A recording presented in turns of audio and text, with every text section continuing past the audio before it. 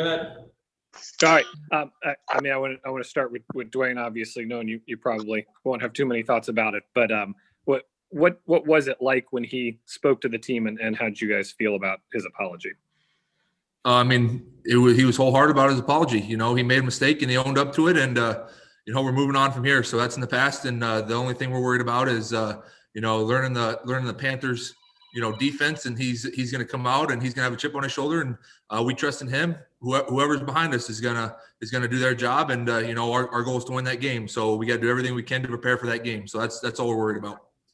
So fair to say you guys are happy to welcome him back, given what he said today. Yep. Brandon. Hey, Brandon. Hey. No, go ahead. Okay, thanks. I mean, the last year, obviously 3-13, and the year before, the last 2 years, the team's not won its last 2 games in the season. So what does it mean? How much more meaningful is it this year, even though, the best record you can have is 8-8, but you've got an opportunity to win the NFC East and get into the playoffs? Yeah, we put ourselves in a position to put ourselves in the playoffs, and we gotta take control of what we control, and that's improving off of practice today, and like I said, learning the Panthers defense, the Panthers offense for the defense anyway, and going out there and putting our best game forward.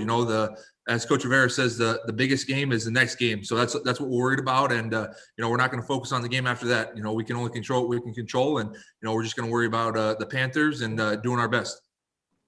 Hey, Brandon, could you talk a little bit about when you look at the slow starts that you all have had on offense, which has put you all behind the 8 ball, what is the key this week in getting off to a strong start?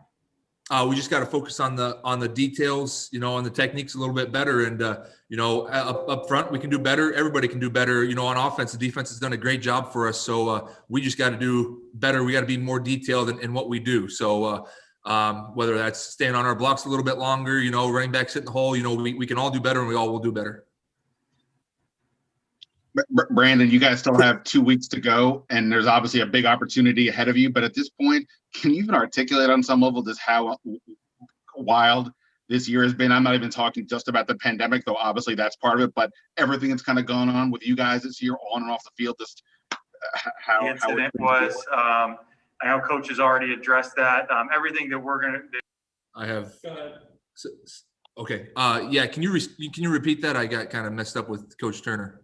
Yeah, that's why I was just saying, like, obviously this has been, you guys have 2 weeks to go and you kind of have a big finish for sure, but so much has already happened this year for you guys on and off the field. Just what can you sort of articulate kind of what it's been like to deal with everything, and, just including what's going on the last couple of days? I feel like we've dealt with it pretty well, to actually be in the spot that we're in. Coming out of the first 4 or 5 games, I don't think anybody gave us a chance to be where we're at. So, we kind of persevered, and, we got on a 4-game winning streak, and we put ourselves in a position to potentially win the East. And, like I said, we're not worried about the past right now. We're only worried about what we can control. And that's, the next game, actually just worrying about, getting ready for the Panthers. And to be in this position with everything that's happened, is there a thing that you can point to and say why? What's that? Say that again. Is there, considering the position you're in with everything that's happened, is there something you can point to as to why you guys have been able to overcome? I feel like we've just been worried about, what we can control. And that's just like Coach Rivera always talks about, not looking in the past, just controlling what we can control today, and, being the best you can today, and just focusing on how you can improve yourself today. Cause he always speaks on that. So I would say we've done a good job at, just sticking together when things got bad. And, when we've won some big games, just kind of focusing on, the next game. Thank you. Hey, Brandon, Sam Fortier with the Washington Post. I wonder how you've seen your chemistry kind of grow with Chase Roulier. It seems like you guys there on the right side of have maybe, since you've come back, gotten into a good rhythm. Yeah, I've had the opportunity to play with Chase for 4 years, I think it is already. He's a fantastic center. He's a smart center, so he's putting us in the right spots for each look. He studies the heck out of that playbook, so he does a great job at pretty much getting the whole offense aligned and telling them where everybody needs to go. Thank you. Hey, Brandon, how satisfying would it be for you all to win this week? If you win this week and the Giants lose, you get into the playoffs.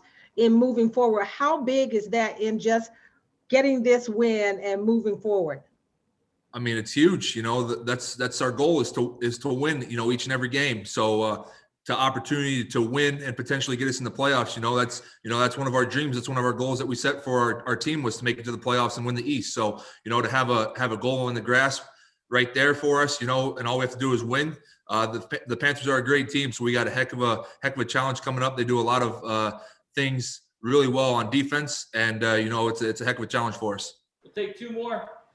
Brandon, there was a lot of talk about culture change, and when Ron came in, what would an NFC East title do to help bring that culture change about? Because it seems to be a buzzword for everybody about culture change.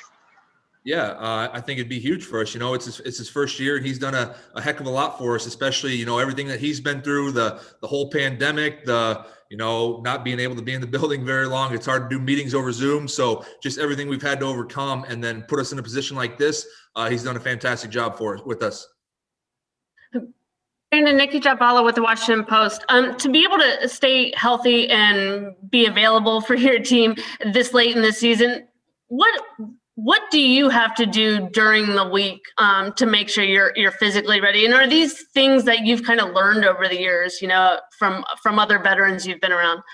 Yeah. So my rookie year, I would, if meetings were at 8, I'd show up at 7:30, eat breakfast, and go to meetings. Now meetings are at 9. I get here at 6 o'clock, do a little treatment, rehab, get in the weight room, then go home and do Zoom, then come back and take care of my body a little bit more. So I'm trying to, follow in the footsteps of Ryan Kerrigan. He does a great job at taking care of his body, and that's why he's been able to play so many games, at a high level like he has. So just trying to take tidbits from each one of the guys. Matt Ioannidis does a great job.